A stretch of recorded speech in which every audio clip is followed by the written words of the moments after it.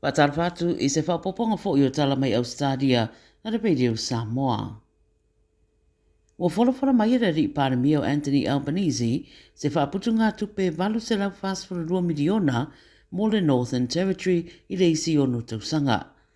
Whai noe le pārami lea whai unga i se whainoa inga matu stala i Alice Springs i le so, ma le whamataranga o lea vai ngā tupe tele e University de whai titi o ese esenga i le pāo tangata Indigenous and Non-Indigenous Australians. Sa noa Albanese o se aso le rei tele le nei mo le territory e me se lava mo community mautua. Sa noa le minister a ulu o le territory o Lia Finocchiaro o se tasi le nei o whaaputu ngā tupe o pito te le o tuuina mo le soifua manoloina ma e au na wha mautinoa le wha o ngāina le lei. O se tasi company faufale le Central Coast o New South Wales wa i se tūranga wha le tonu ma wā awhiai manai tangata e ana whale sa o lātou ngā rurue ai.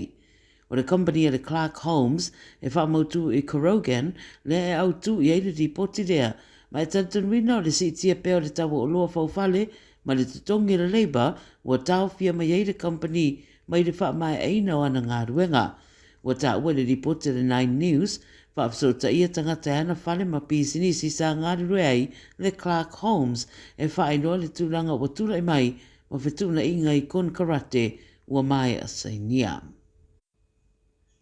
E tōtolua li ua mōria i le mai o na mau o le whaitau wafe o la au whasaina o le marijuana i reitu i saute sisi fōsini.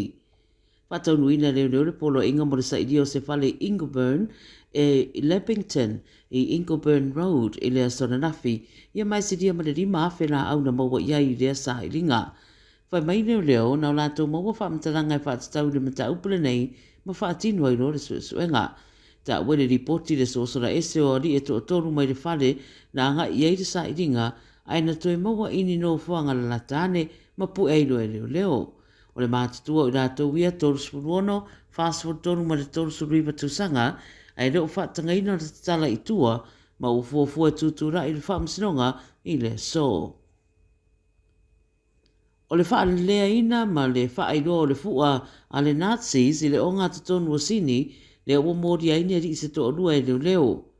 Wala wane leo se whalatani malo i Liverpool Street i Darlinghurst, po le afo le whae le whiawhena nafi, ina ua maua ane ri poti o le mata upu. I se teimi munumuri ane, na pu e nai i la ua ia e lima sutasi ma le fasu fatu sanga le mātatua, ma na ave ia leo le fua lea, ma isi masini e le tise, ma mōri ai loa le awali lea. E leo mawhaina tala i tua ma le soe tutura iai i lumo le whamsinonga. Ma le tala muri wata utino se tamama i Queensland sa miti i ana numero le loto le ua sau umai le sei ia e vidia turoa ma le pulenga o le talonga o ia le ua malo i le wha ilonga e ono se 4 miliona.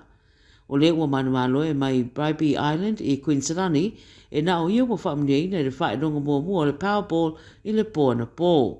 Whai maira na whamtaranga i le ABC whaato a nga ia turapa e whaiasana malo longa ai tatangi atu ma le telefoni e longo atu ai lona malo. Na ia whaamatala ai o nai vai aso ua tuanai sa whai eina na miti o le la pepa masatasi o na wō whai ngā ruenga ua malo i le whase 10 miliona.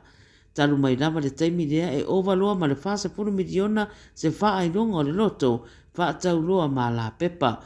Ma o ana numera masani lava wa se 15 tusanga o ave i le loto le ua manu malo. Na mai ai o le a whao ngalo na malo e sosoni ai i nisi o na iona ainga whaatau masana ta avare fau ia ma le ano isi o na manaonga wa levo na moe miti ai e whaatino pe a manu ia i le taalonga le ala ua tau no ule vai sanei. O le rua ina nei o whaeronga te tene o le loto wa manu ina i te tonu o le vai aso e tasi o le serau miliona i le asorua ma le ono se 10 miliona mai le pō na pō. Tala nāra radio sa momo le nei aso whareile manuia tere le whae unga le vai aso wha